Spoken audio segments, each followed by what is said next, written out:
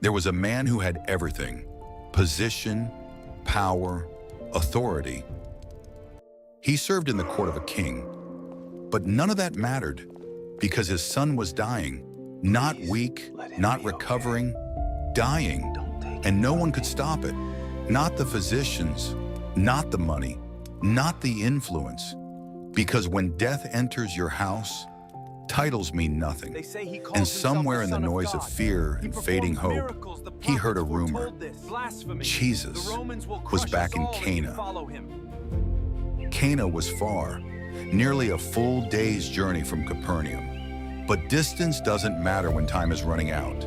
So he left. No guarantee, no appointment, no promise, just a name and a desperate hope.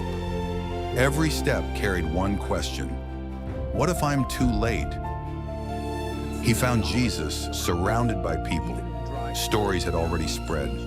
Water turned into wine, signs, wonders. Maybe, just maybe. So he pushed through the crowd and fell into desperation.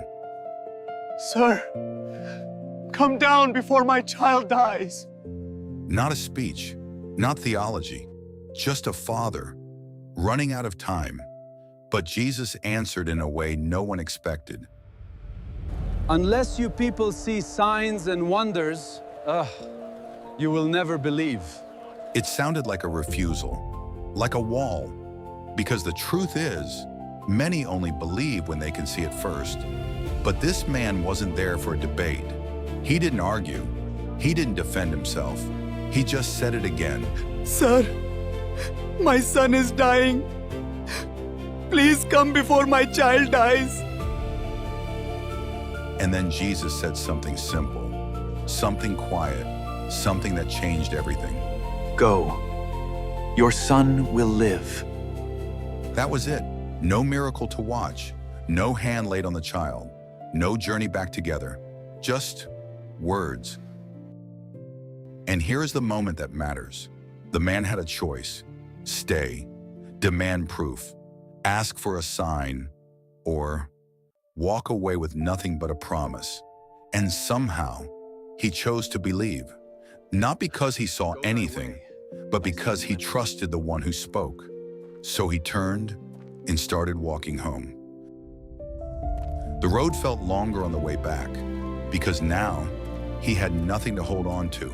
No evidence, no update, just a sentence echoing in his mind: your son will live.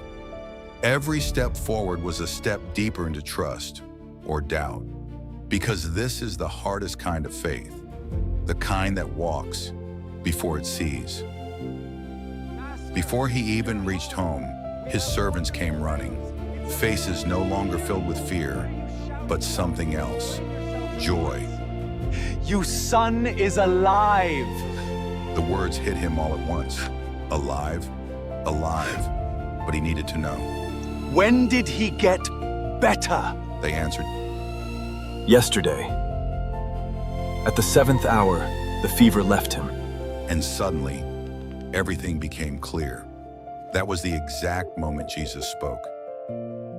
Jesus didn't need to travel. He didn't need to touch.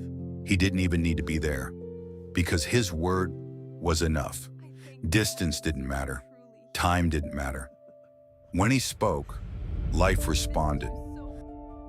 That moment didn't just heal a boy, it changed a family. The father believed, not just in desperation anymore, but in certainty. And his whole household believed with him. Because one answered promise can rewrite everything you thought you knew. Most people believe after they see, after the miracle, after the answer, after the proof.